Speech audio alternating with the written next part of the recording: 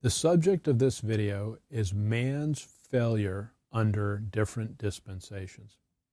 What we're going to do is we're going to look at the timeline, and we're going to see, unfortunately, that man fails under every institution, every revelation, every provision, every dispensation that God gives. And we're just going to walk through the timeline. So let's start in Genesis chapter 2. Genesis chapter 2 and verse 16. The first institution, the first provision that we're going to look at is free will, volition.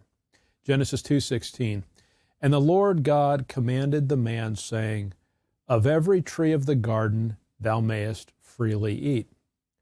But of the tree of the knowledge of good and evil thou shalt not eat of it, for in the day that thou eatest thereof thou shalt surely die.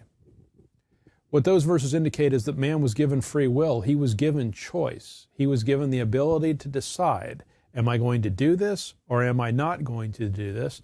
And God told man what he should do. He was allowed to eat freely of every tree of the garden, but simply had to abstain from one. Well, what happened?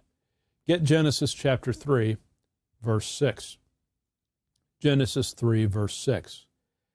And when the woman saw that the tree was good for food, and that it was pleasant to the eyes, and a tree to be desired to make one wise, she took of the fruit thereof and did eat, and gave also unto her husband with her, and he did eat. So man was given free will. He was created with the ability to choose for himself, and man used that free will to commit spiritual suicide.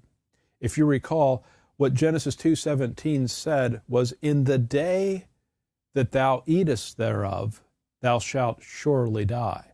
So man uses his free will, eats from the tree of the knowledge of good and evil, and commits suicide. He dies as a result of that. So you can see that the first provision God gave to man, free will, man immediately fails with. Man immediately chooses his own spiritual death. Get with me Genesis 3:22. As a result of eating from the tree of the knowledge of good and evil, man possessed the knowledge of good and evil. He now had something that we would call a conscience. He had an understanding of right and wrong. Genesis 3:22. And the Lord God said, Behold, the man is become as one of us, to know good and evil. So man knew good and evil as a result of the fall. People sometimes think, well, if you give people more education, more information, they will do the right thing. Is that actually how it works? Because man now had the knowledge of good and evil. Was he now going to choose to do good? Look with me at Genesis chapter 6, verse 5. Genesis 6, verse 5. And God saw that the wickedness of man was great in the earth, and that every imagination of the thoughts of his heart was only evil continually. So in Genesis 3, man acquires the knowledge of good and evil because he ate from the tree of the knowledge of good and evil. So he possesses that. He has that information. But what happens to his thought process? How much of his thought process is good and how much of it is evil? Well, Genesis 6:5 says, every imagination of the thoughts of the heart was only evil continually. So man uses that knowledge of good and evil, and what does he do? He thinks about evil again and again and again and again. He does so continually.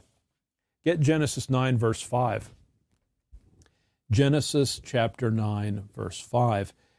And now we're going to look at the institution of human government. Genesis 9:5.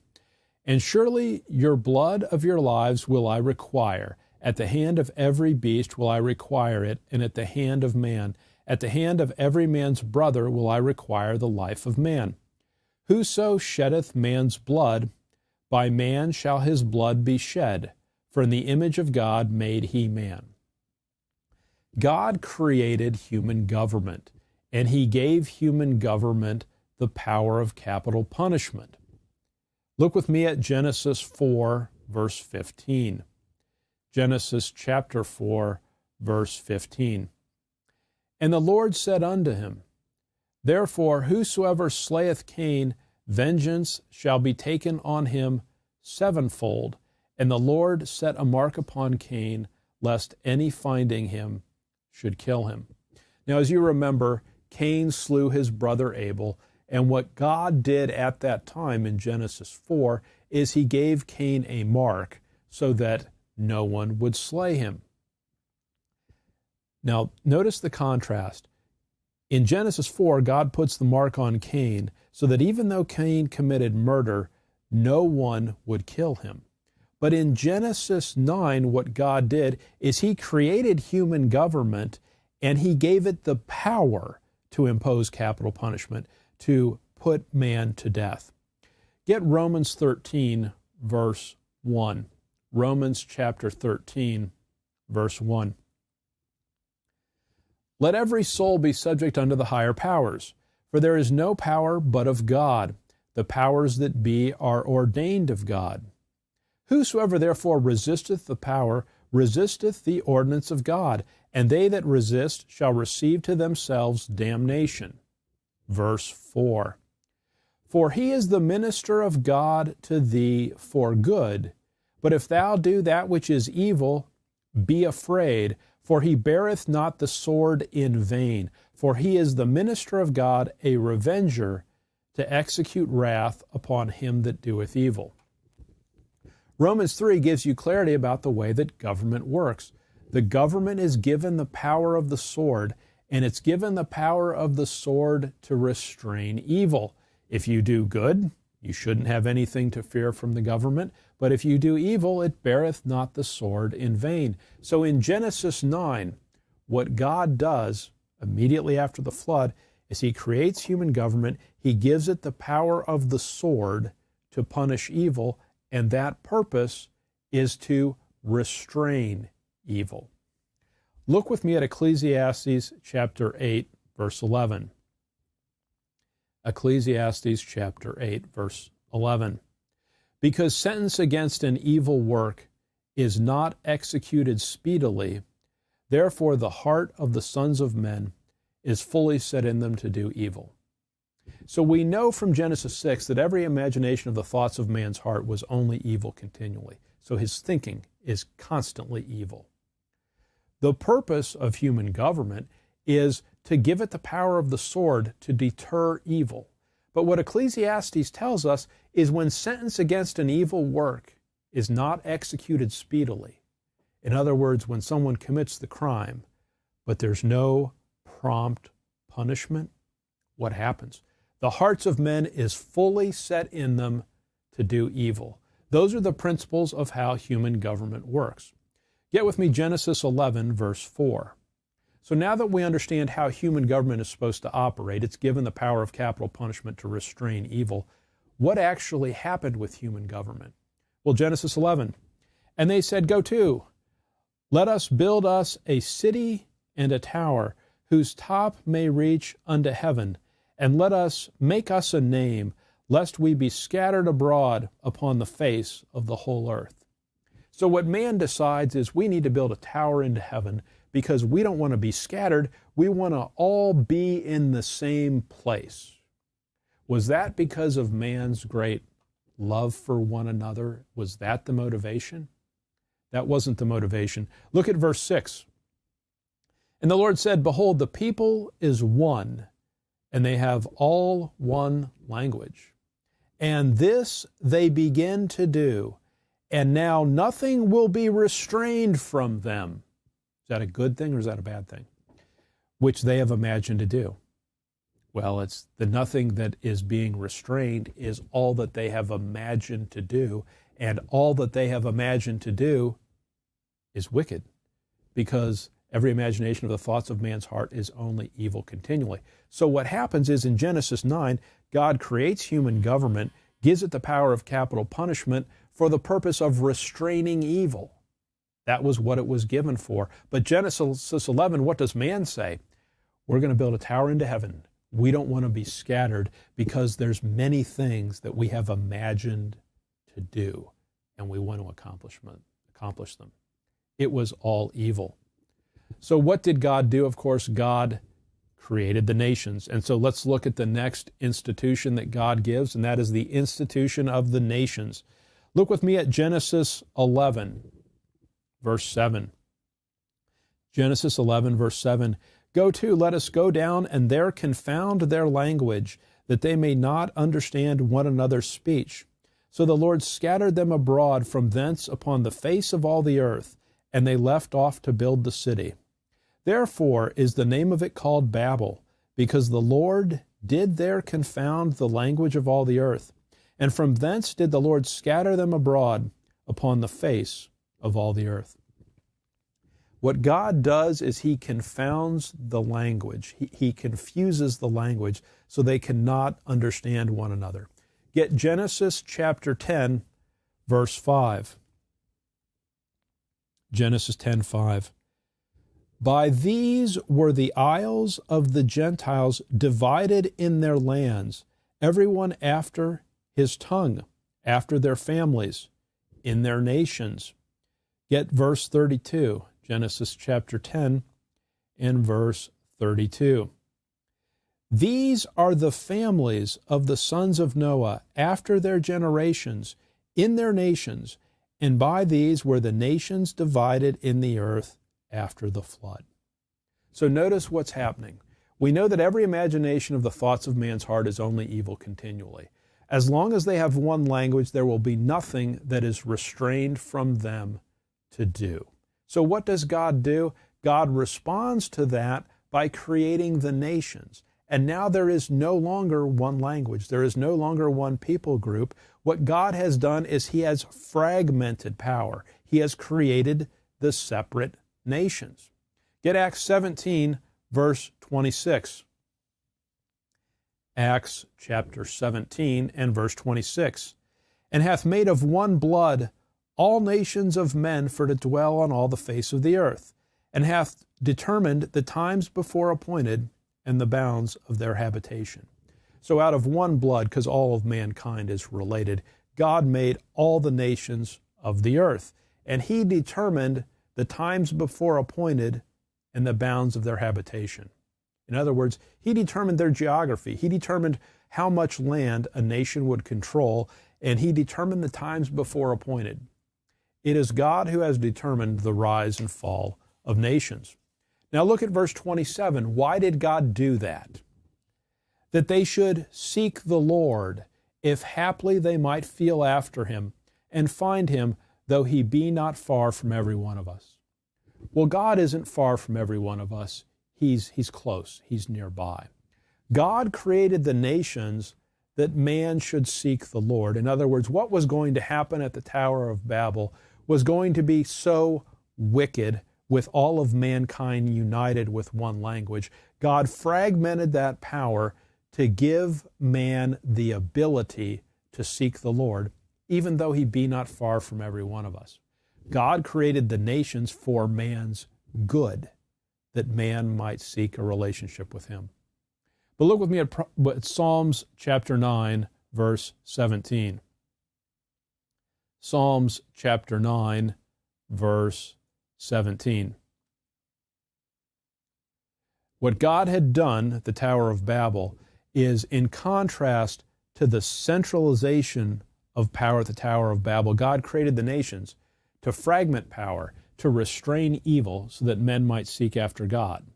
But what did man do with that opportunity? Psalm 9, verse 17. The wicked shall be turned into hell, and all the nations that forget God. Do you know what the nations do as a rule? They forget God. Righteousness exalteth a nation, but there are very few nations that continue in righteousness. What happens is what nations do is they forget God. The very reason nations were created was that they might seek after God, but what nations do is they forget Him. Get with me, Genesis 12. So now we're going to look at the promise. What God did is He created the Gentile nations of the earth, but He then made a promise to a particular man. We're going to look at this. Genesis 12, verse 1. Now the Lord had said unto Abram, Get thee out of thy country, and from thy kindred, and from thy father's house, unto a land that I will show thee. And I will make of thee a great nation, and I will bless thee, and make thy name great, and thou shalt be a blessing. Verse 7. And the Lord appeared unto Abram, and said, Unto thy seed will I give this land. And there builded he an altar unto the Lord, who appeared unto him. After God created the nations, he chose a particular man, Abram, and of Abram he was going to make his chosen nation of Israel. Look at Exodus 19, verse 5. Exodus chapter 19 and verse 5. Now therefore, if ye will obey my voice indeed, and keep my covenant, then ye shall be a peculiar treasure unto me above all people, for all the earth is mine. And ye shall be unto me a kingdom of priests and an holy nation. These are the words which thou shalt speak unto the children of Israel. So Israel had this great opportunity. Out of all the nations of the earth, God had made a promise to Abram that he was going to form the nation of Israel. And Israel had the opportunity to be a peculiar treasure unto God above all other nations. They could be a holy nation. All that they had to do is they had to keep his covenant. That's all that God required. Exodus 34 and verse 10. Exodus 34 and verse 10. And he said, Behold, I make a covenant. Before all thy people I will do marvels, such as have not been done in all the earth, nor in any nation. And all the people which thou art shall see the work of the Lord. For it is a terrible thing that I will do with thee. Verse 11. Observe thou that which I command thee this day. Behold, I drive out before thee the Amorite, and the Canaanite, and the Hittite, and the Perizzite, and the Hivite, and the Jebusite. Now, as you recall what happens, Israel goes into Egypt and spends 400 years there, but God brings them out at the Exodus. And when they're brought out at the Exodus, what Satan has done is he's already filled the promised land with nations that rejected God. And what God tells to Israel is he says, I'm going to drive out those nations before you. Look at verse 12. Take heed to thyself, lest thou make a covenant with the inhabitants of the land whither thou goest, lest it be for a snare in the midst of thee. God tells Israel beforehand, don't make a covenant with any of these nations that I'm going to drive out of the promised land. Don't do it. If you do that, it will be a mistake. It will be a snare. It will be a trap for you. Verse 13, But ye shall destroy their altars, break their images, and cut down their groves.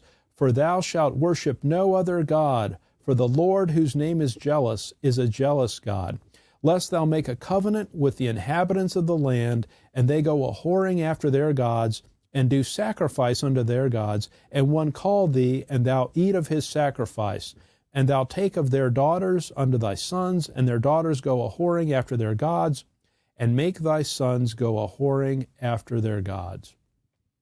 As you recall, God's desire for Israel was to be a holy nation. And God knew that all of those nations in the promised land were idolatrous nations. And so God says, don't make a covenant with them.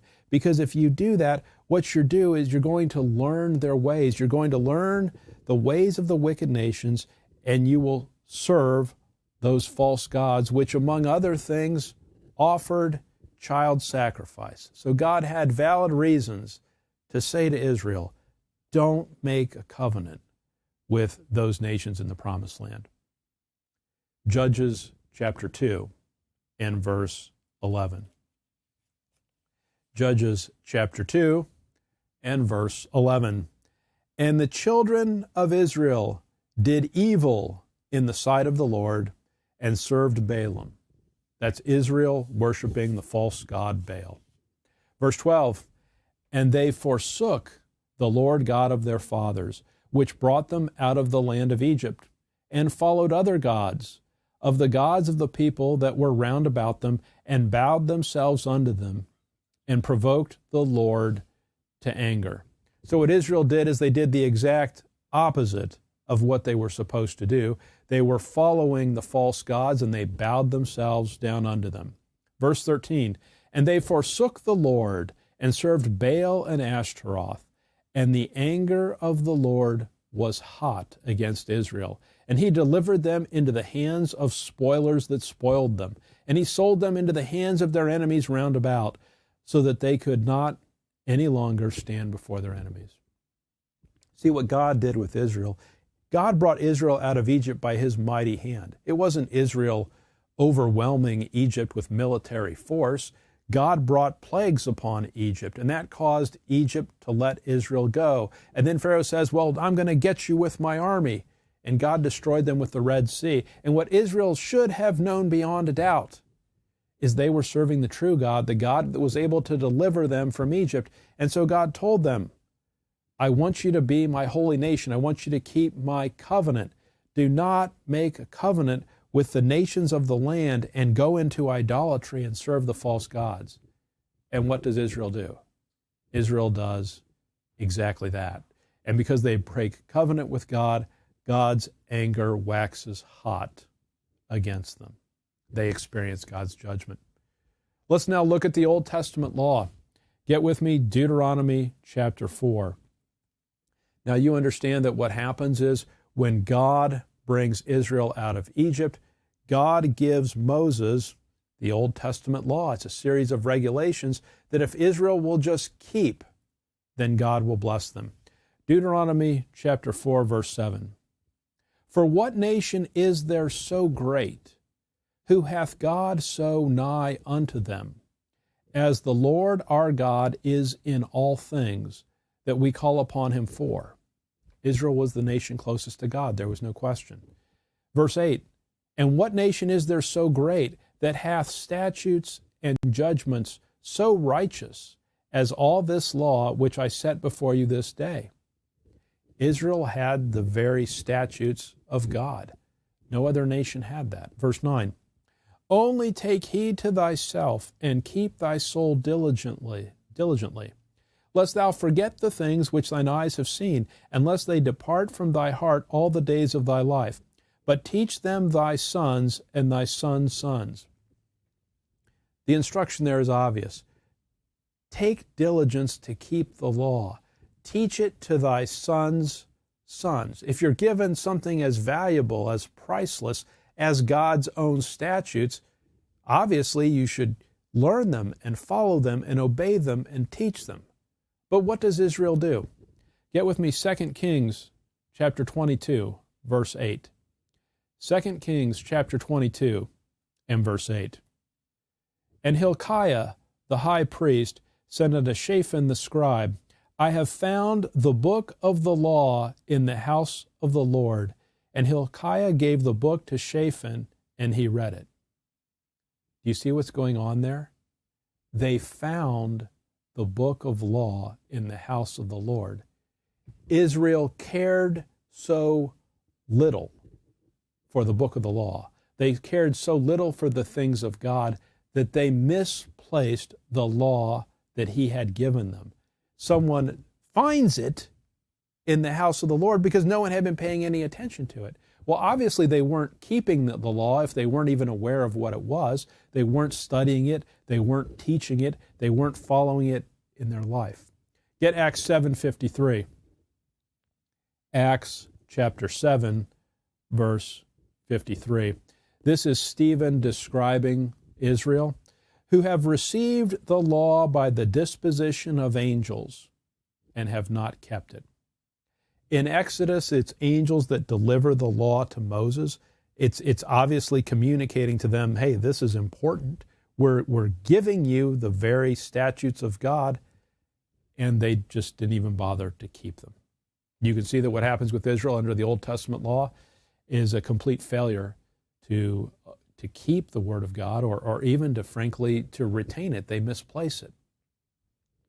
What about the time of the judges?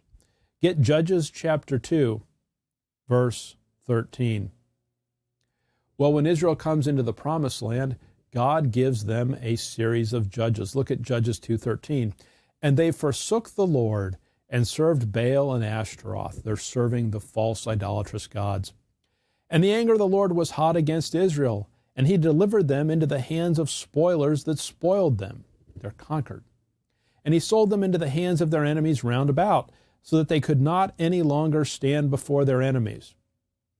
Notice verse 16.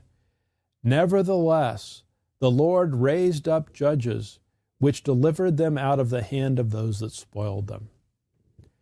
Israel didn't follow God's law. He gave them into the hands of their enemies, just as he said he would. But God was a gracious God. And what he would do is he would raise up judges to deliver them out of the hands of those that spoiled them, because God had compassion. He had mercy on Israel. But notice what happens. Judges 2, verse 17. And yet they would not hearken unto their judges, but they went a-whoring after other gods and bowed themselves unto them. They turned quickly out of the way which their fathers walked in, obeying the commandments of the Lord, but they did not so. Verse 18. And when the Lord raised them up judges, then the Lord was with the judge, and delivered them out of the hand of their enemies all the days of the judge. For it repented the Lord because of their groanings, by reason of them that oppressed them and vexed them. And it came to pass, when the judge was dead, that they returned and corrupted themselves more than their fathers, in following other gods to serve them, and to bow down unto them. They ceased not from their own doings, nor from their stubborn way. Verse 20. And the anger of the Lord was hot against Israel, and he said, Because that this people hath transgressed my covenant, which I commanded their fathers, and have not hearkened unto my voice, I also will not henceforth drive out any more from before them of the nations which Joshua left when he died. What's happening is pretty clear. Israel was supposed to drive out those nations, but they didn't do it. And what happened is they worshiped those false gods. And when they worshiped those false gods, God allowed them to be delivered into their hands of their enemies. And Israel didn't like being in their hands of their enemies. Why would they? So they cried out to God, and what God would do is he would deliver them from their enemies. He would raise up a judge. And when God raised up a judge that delivered them, Israel would say, this is great. We're at liberty. We've been delivered by this judge. But what would happen when the judge died? Israel would return to their corrupt ways. And so God would give them back into their hands of their enemies. And then Israel would groan and say, this is terrible. God would have mercy and raise up a judge, and Israel would briefly follow the judge, but what would happen? They would depart again. So what God finally decided to do is he said, I will no longer drive your enemies out of the promised land, and those enemies will remain there all the way up until when the Lord Jesus Christ finally drives those enemies out. Judges 2:22, that through them I may prove Israel, whether they will keep the way of the Lord to walk therein, as their fathers did keep it, or not. Get with me, 1 Samuel chapter 8. So what happens during the period of Judges is that Israel continually rebels. They corrupt their ways, and they're delivered into the hands of their enemies. Well, notice what happens in 1 Samuel 8, verse 4. 1 Samuel 8, 4. Then all the elders of Israel gathered themselves together and came to Samuel unto Ramah.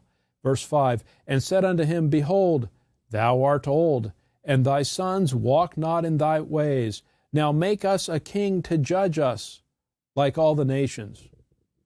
Israel says, we don't want any more judges. We need you to give us a king, because we want to be like all the nations. Now, you may remember, we looked at this earlier, God's desire was for Israel to be a peculiar treasure unto him above all the nations of the earth. And Israel says, no, no, no. We want to be like the nations of the earth. Verse 7. And the Lord said unto Samuel, Hearken unto the voice of the people in all that they say unto thee, for they have not rejected thee, but they have rejected me, that I should not reign over them. When Israel asks for a human king, what they're saying is, we don't want God to be our king. We want a human king. Verse 8, according to all the works which they have done since the day that I brought them up out of Egypt, even unto this day, wherewith they have forsaken me, and served other gods, so do they also unto thee. Israel rejected Jehovah, and they wanted to follow other gods. Look at verse 19. Nevertheless, the people refused to obey the voice of Samuel, and they said, Nay, but we will have a king over us, that we also may be like all the nations, and that our king may judge us and go out before us and fight our battles. Yet 1 Samuel 10, verse 18. What happened in 1 Samuel 8 is Israel rejected God as their king, and they desired to have a human king. 1 Samuel 10:18. And said unto the children of Israel, Thus saith the Lord God of Israel, I brought up Israel out of Egypt, and delivered you out of the hand of the Egyptians, and out of the hand of all kingdoms, and of them that oppressed you. And ye have this day rejected your God, who himself saved you out of all your adversities and your tribulations. And ye have said unto him, Nay, but set a king over us. Now therefore, present yourselves before the Lord by your tribes and by your thousands. You can see what's happening is that Israel is rejecting God as their king. Get with me 1 Samuel chapter 4. So what happens is God gives Israel a king, and he gives them King Saul, and then he gives them King David, because King Saul rebels against the Lord. The very first king given to Israel has a short tenure because he didn't follow the voice of the Lord. What we're now going to look at is we're going to look at Solomon, the wisest man who ever lived, and let's notice what happens. 1 Kings 4:29. And God gave Solomon wisdom and understanding exceeding much, and largeness of heart, even as the sand that is on the seashore. And Solomon's wisdom excelled the wisdom of all the children of the east country, and all the wisdom of Egypt. For he was wiser than all men, than Ethan the Ezrahite, and Heman, and Chalcol, and Darda, the sons of Mahal, and his fame was in all nations round about. Verse 34. And there came of all people to hear the wisdom of Solomon from all kings of the earth, which had heard of his wisdom. So God gives Israel Solomon, and Solomon is the wisest king who ever lives. When we look at Solomon, let's see what we learn from his experience. Look with me at Deuteronomy 17. Deuteronomy chapter 17 and verse 14. Deuteronomy 17:14. When thou art come into the land which the Lord thy God giveth thee, and shalt possess it, and shalt dwell therein, and shalt say, I will set a king over me, like as all the nations that are about me. See, God knew exactly what Israel was going to do, and he recorded it beforehand. Verse 15, Thou shalt in any wise set him king over thee, whom the Lord thy God shall choose. One from among thy brethren shalt thou set king over thee. Thou mayest not set a stranger over thee, which is not thy brother. Verse 16. So what verse 15 says there is they can only choose as a king one of their brethren. Verse 16. But he shall not multiply horses to himself, nor cause the people to return to Egypt to the end that he should multiply horses. For as much as the Lord hath said unto you, ye shall henceforth return no more that way. Verse 17. Neither shall he multiply wives to himself, that his heart turn not away. Neither shall he greatly multiply to himself silver and gold. So there's some instructions given to the king as to what he should not do. Verse 18. And it shall be, when he sitteth upon the throne of his kingdom, that he shall write him a copy of this law in a book, out of that which is before the priests of the Levites. What the king was supposed to do was to make a copy of the law that he could read all the days of his life. That was God's instructions to the king. Verse 19.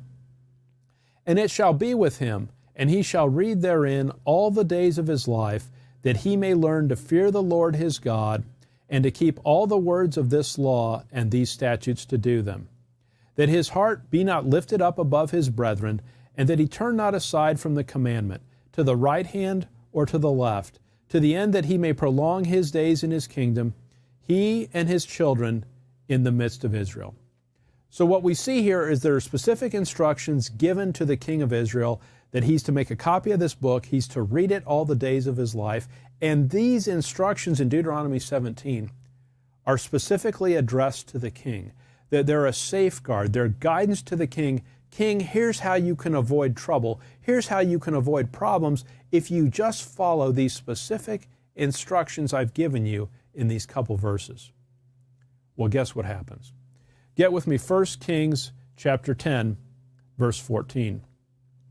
What we're now going to read about is we're going to read about what happens with the wisest man that ever lived. God not only gave him wisdom, but God in the law told him exactly the things he should do and not do as king. 1 Kings 10:14. Now the weight of gold that came to Solomon in 1 year was 666 talents of gold. The king was told not to multiply gold to himself. Solomon did the exact opposite of that. He multiplied gold to himself. Fascinatingly, what amount of gold did he receive in 1 year? 666, that's 60, and 6 talents of gold. 666 talents of gold. 1 Kings chapter 10 and verse 26. And Solomon gathered together chariots and horsemen, and he had 1,400 chariots and 12,000 horsemen, which he bestowed in the cities for the chariots and with the king at Jerusalem. The king was told not to multiply horses in Deuteronomy 17. Solomon did exactly that. Verse 27, and the king made silver to be in Jerusalem as stones, and cedars made he to be as the sycamore trees that are in the vale for abundance. And Solomon had horses brought out of Egypt, which is exactly what Deuteronomy 17 said not to do. And linen yard, and the king's merchants received the linen yard at a price. Get 1 Kings 11, verse 1. But King Solomon loved many strange women. That doesn't mean that they were weird or eccentric or had odd habits. It means that he loved many women of different nations, not of Israel. But King Solomon loved many strange women, together with the daughter of Pharaoh, women of the Moabites, Ammonites, Edomites, Zidonians, and Hittites, of the nations concerning which the Lord said unto the children of Israel, Ye shall not go in to them, neither shall they come in unto you, for surely they will turn away your heart after their gods. Solomon clave unto these in love. Solomon's disobeying the direct commandment that God had given. Verse 4. For it came to pass, when Solomon was old, that his wives turned away his heart after other gods, and his heart was not perfect with the Lord his God, as was the heart of David his father. What you see from what we've read in 1 Kings is Solomon violates everything that Deuteronomy said to do and not to do, and which he should have written out a copy of the book of the law, possessed it, and read it all the days of his life, and he would have known not to do all of these things that he did. But he obviously failed in this regard. Get 1 Kings chapter 11. 1 Kings chapter 11 and verse 29. Verse 29, and it came to pass at that time, when Jeroboam went out of Jerusalem, that the prophet Ahijah the Shilonite found him in the way, and he had clad himself with a new garment, and they two were alone in the field. And Ahijah caught the new garment that was on him, and rent it in 12 pieces. And he said to Jeroboam, Take thee 10 pieces, for thus saith the Lord, the God of Israel, Behold, I will rend the kingdom out of the hand of Solomon, and will give 10 tribes to thee. Verse 33, Because they have forsaken me, and have worshipped Ashtaroth, the goddess of the Zidonians, Chemosh, the god of the Moabites, and Milcom, the god of the children of Ammon, and have not walked in my ways, to do that which is right in mine eyes, and to keep my statutes and my judgments, as did David his father. Verse 34, Howbeit I will not take the whole kingdom out of his hand, but I will make him prince all the days of his life, for David my servant's sake, whom I chose, because he kept my commandments and my statutes. But I will take the kingdom out of his son's hand, and will give it unto thee, even 10 tribes. So what happens with Solomon, Israel's wisest king? Because he fails to abide by Deuteronomy 17, God decides to divide the nation of Israel. There will then be the 10 northern tribes and the 2 southern tribes. That judgment is a direct result of Solomon's disobedience. Get 2 Chronicles 24:19. Now, we're not going to cover everything that happens in the Old Testament, but let's look as an example at the Old Testament prophets. 2 Chronicles 24:19. Yet he sent prophets to them to bring them again unto the Lord, and they testified against them, but they would not give ear.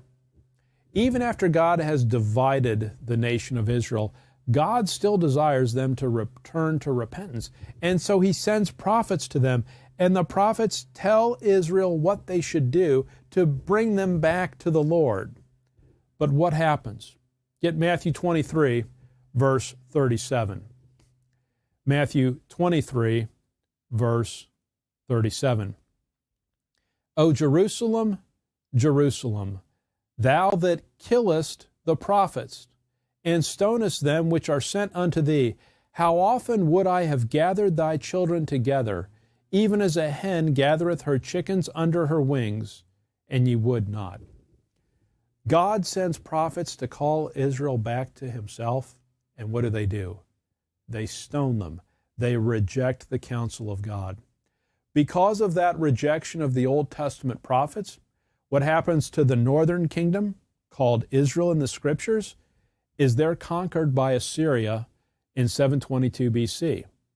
The southern kingdom, Judah, falls to Babylon in 586 BC. What are we seeing throughout the Old Testament? What we're seeing is every institution that God gives, every institution, every provision, every revelation that he gives to them, man's response to that is to reject what God has done for man. Let's now look next at the Lord's earthly ministry. Matthew chapter 21, verse 33. Matthew 21 and verse 33. Hear another parable. There was a certain householder which planted a vineyard, and hedged it round about, and digged a winepress in it, and built a tower, and let it out to husbandmen, and went into a far country. And when the time of the fruit drew near, he sent his servants to the husbandman, that he might receive the fruits of it. And the husbandman took his servants, and beat one, and killed another, and stoned another. Again he sent other servants more than the first, and they did unto them likewise. But last of all he sent unto them his son, saying, They will reverence my son. Verse 38, But when the husbandmen saw the son, they said among themselves, This is the heir. Come, and let us kill him, and let us seize on his inheritance. And they caught him, and cast him out of the vineyard, and slew him. When the Lord therefore of the vineyard cometh, what will he do unto those husbandmen?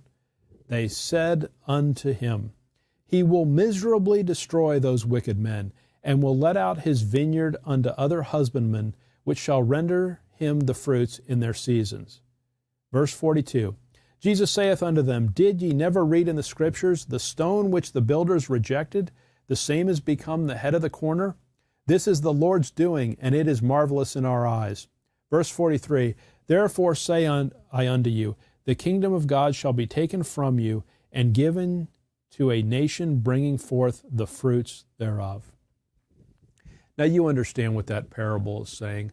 The householder is obviously God, and he let out the vineyard, which the vineyard is a type of Israel in the Old Testament. He let out his vineyard unto the servants, and what they did is they stoned the prophets. They rejected the prophets. So what God did is he said, I'll send my own son, and surely they'll accept the testimony of my own son. But Israel responded by saying, no, let's kill him. Let's kill the heir, so the inheritance of ours.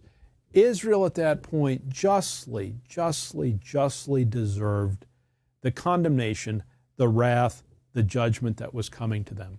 What verse 43 says is the kingdom of God is going to be taken away from Israel and given unto a nation bringing forth the fruits thereof.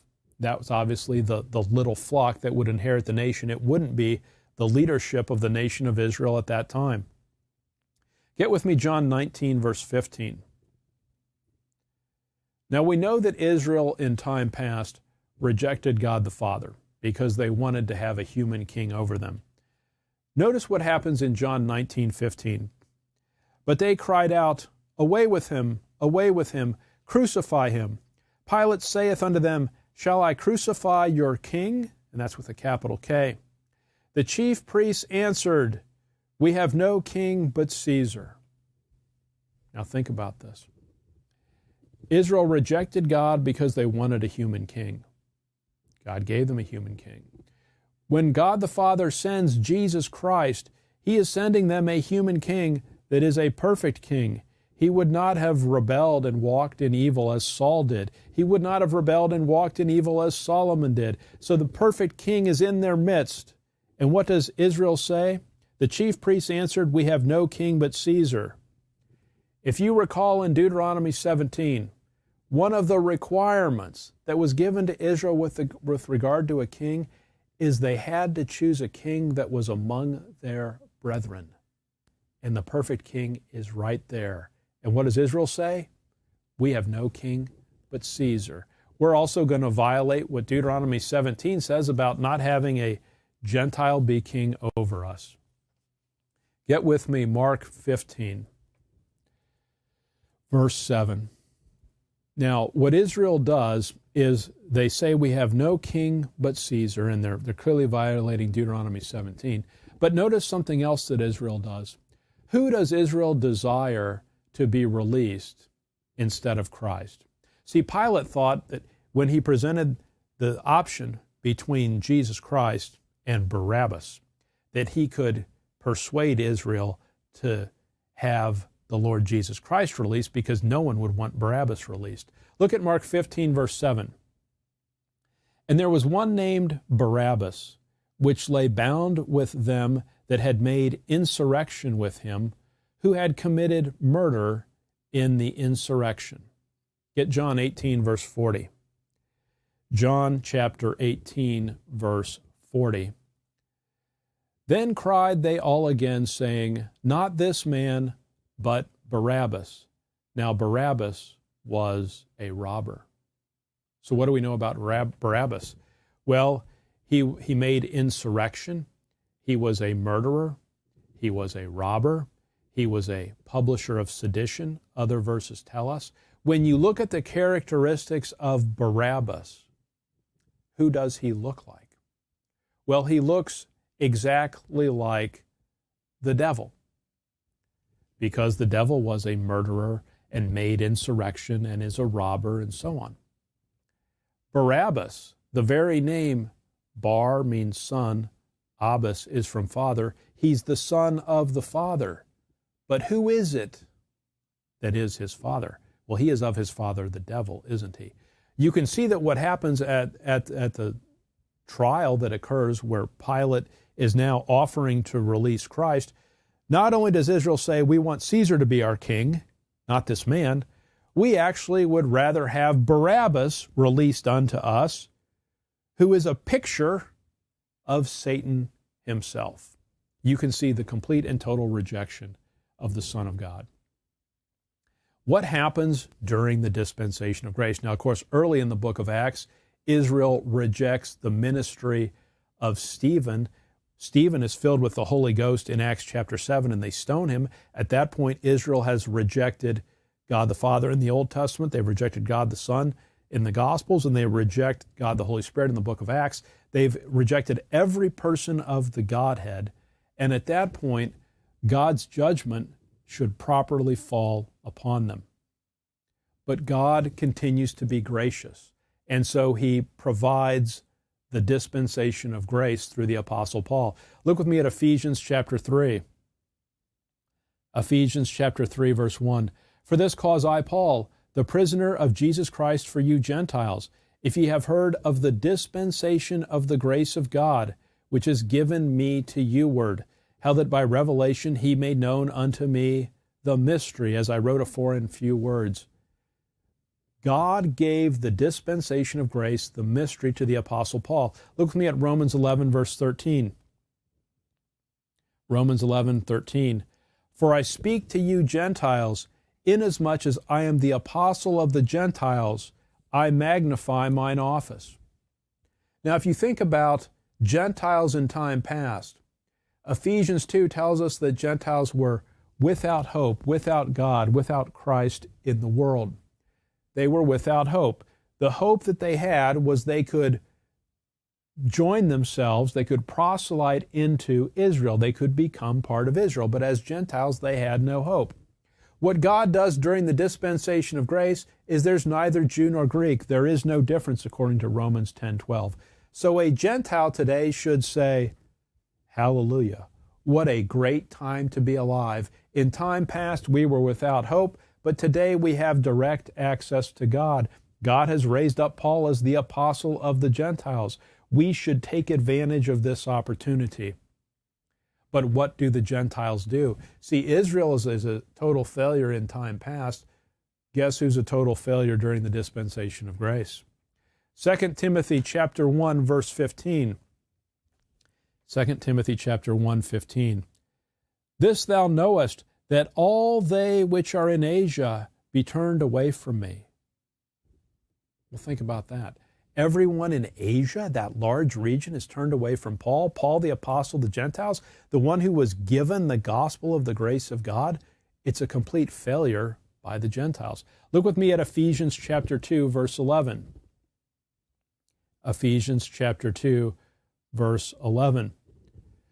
Wherefore remember that ye being in time past Gentiles in the flesh, who are called uncircumcision by that which is called the circumcision, in the flesh made by hands, verse 12, that at that time ye were without Christ, being aliens from the commonwealth of Israel, and strangers from the covenants of promise, having no hope, and without God in the world. They were in a bleak, bleak predicament. Verse 13, but now in Christ Jesus, ye who sometimes were far off are made nigh by the blood of Christ.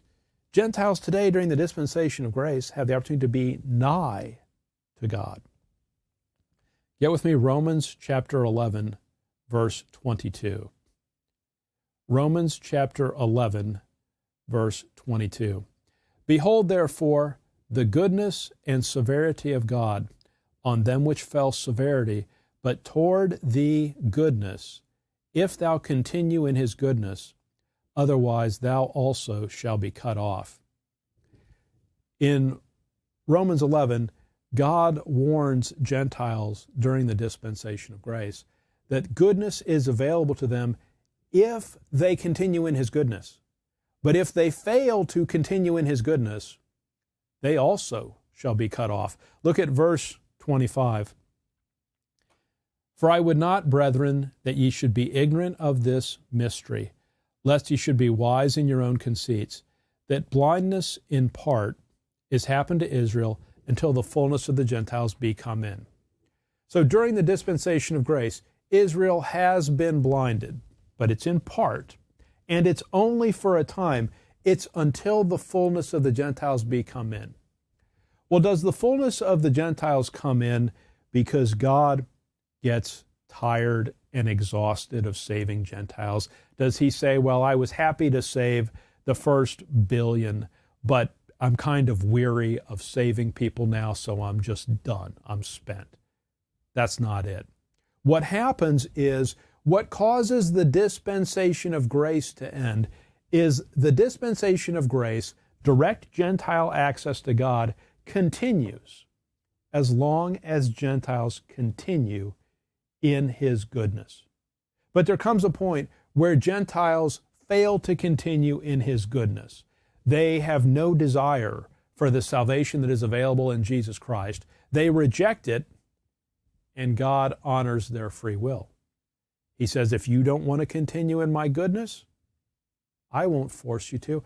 I'll cut off that access, and we'll go back to the way it was. You can be without God and without hope in the world, and your only hope would be through Israel. The dispensation of grace ends in apostasy and rejection of the truth. What follows then after the rapture is the 70th week. And what the 70th week presents is a simple, stark choice for Israel. They can either take the mark and preserve their earthly life, but damn their eternal soul, or they can refuse the mark and be put to death, but save their eternal soul. God gives them just this very simple, stark choice. And sadly, what will the vast majority of humanity do during that time? The vast majority will choose to take the mark. What happens at the end of the tribulation is the second coming, where the Lord Jesus Christ returns to earth. Get Zechariah 14. Zechariah 14, and we are now going to look at the millennium. Zechariah 14, verse 3. Then shall the Lord go forth and fight against those nations as when he fought in the day of battle. Verse 4. And his feet shall stand in that day upon the Mount of Olives, which is before Jerusalem on the east. And the Mount of Olives shall cleave in the midst thereof toward the east and toward the west. And there shall be a very great valley, and half of the mountain shall remove toward the north, and half of it toward the south. Verse 9. And the Lord shall be king over all the earth. In that day shall there be one Lord, and his name one. Look at verse 16. And it shall come to pass that every one that is left of all the nations which came against Jerusalem shall even go up from year to year to worship the King, the Lord of hosts, and to keep the Feast of Tabernacles.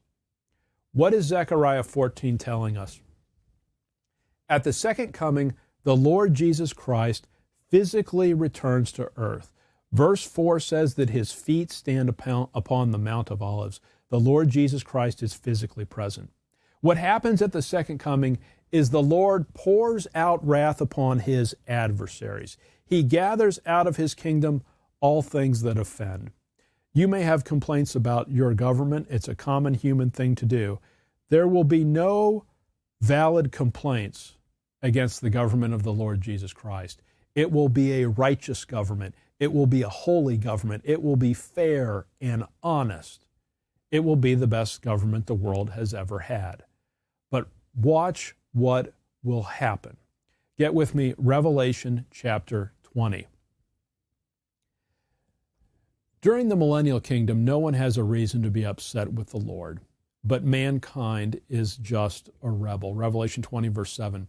And when the 1,000 years are expired, Satan shall be loosed out of his prison, and shall go out to deceive the nations which are in the four quarters of the earth, Gog and Magog, to gather them together to battle, the number of whom is as the sand of the sea.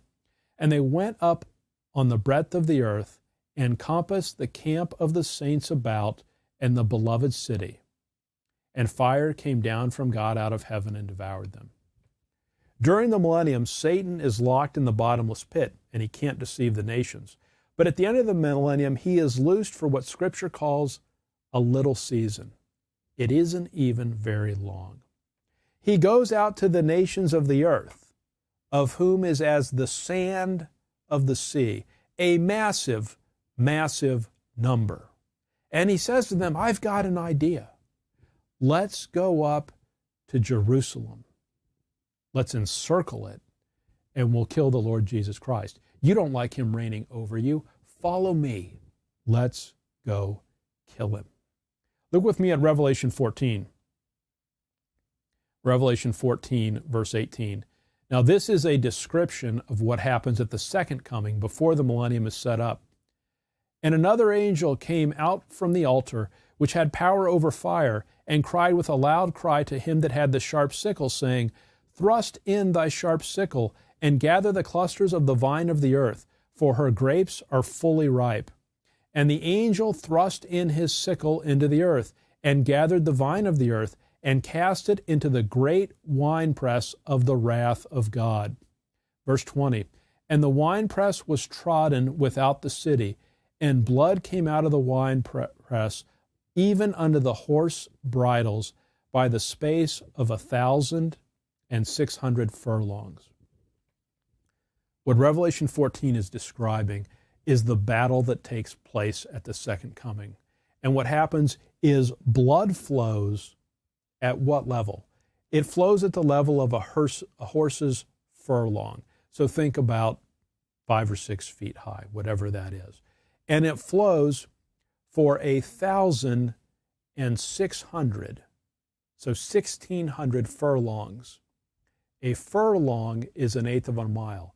So blood flows for 200 miles at the level of a horse's bridle. The average adult human body contains 6 quarts of blood. That's all, 6 quarts. How many people have to die for there to be blood flowing at the level of a horse's bridle for 200 miles? The slaughter is incomprehensible. Now think about that. That's what happens at the second coming. The Lord destroys his enemies to set up his kingdom.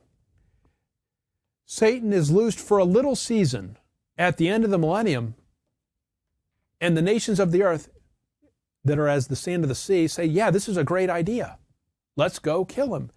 Completely unaware. This is the most idiotic decision that you could possibly make. The last time someone tried this, blood flowed for 200 miles. Get with me, Psalm chapter 2. We're almost done. Psalm chapter 2, verse 1. Why do the heathen rage, and the people imagine a vain thing? The kings of the earth set themselves, and the rulers take counsel together against the Lord and against his anointed, saying, let us break their bands asunder, and cast away their cords from us. He that sitteth in the heavens shall laugh. The Lord shall have them in derision. Then shall he speak unto them in his wrath, and vex them in his sore displeasure. Yet have I set my king upon my holy hill of Zion. This is a reference to the Lord Jesus Christ reigning from Zion during the millennium. Verse 7, I will declare the decree. The Lord hath said unto me, thou art my capital S Son, clearly Jesus Christ. This day have I begotten thee. Ask of me, and I will give thee the heathen for thine inheritance, and the uttermost parts of the earth for thy possession. Thou shalt break them with a rod of iron. Thou shalt dash them in pieces like a potter's vessel. Verse 10, be wise now, therefore, O ye kings. Be instructed, ye judges of the earth. Serve the Lord with fear, and rejoice with trembling. Kiss the Son, lest he be angry, and ye perish from the way, when his wrath is kindled but a little. Blessed are all they that put their trust in him. See, what happens is, the kings of the earth during the millennium, even while the Lord Jesus Christ is reigning, and he's reigning righteously, they take counsel together and they say, let's get rid of him. And it's a colossal error in judgment that leads to their destruction. We now have covered the whole timeline. Let's draw this to a conclusion. The Bible is a book of progressive revelation. In other words, it reveals information in installments. We know more than what Adam did.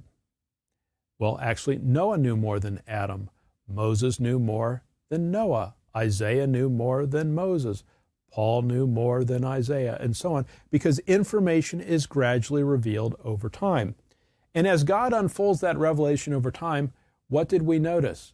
We saw that without exception, every single institution, every single instruction, every revelation, every provision, every dispensation that God gives to man, man rebels. Man fails under it. Man does the exact opposite of what he should do.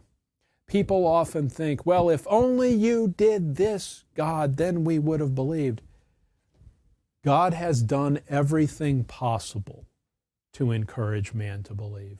He's given him free will. He's given him the knowledge of good and evil. He's given him volition. He's given him human government. He's given him the Old Testament law. He gave Israel judges. He gave instructions in the Old Testament law for how the king should behave. He sent Old Testament prophets. He sent his son.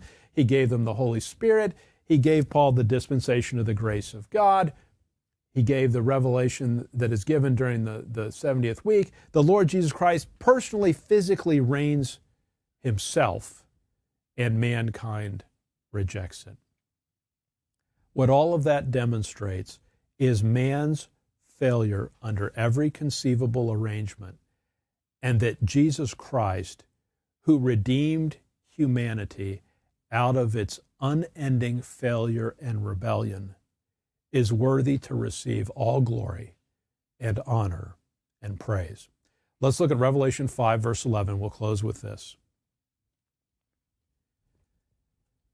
And I beheld, and I heard the voice of many angels round about the throne, and the beasts and the elders, and the number of them was 10,000 times 10,000, and thousands of thousands, saying with a loud voice, Worthy is the Lamb that was slain to receive power and riches and wisdom and strength and honor and glory and blessing. Verse 13, And every creature which is in heaven and on earth and under the earth, and such as are in the sea, and all that are in them, heard I saying, Blessing and honor and glory and power be unto him that sitteth upon the throne and unto the Lamb forever and ever.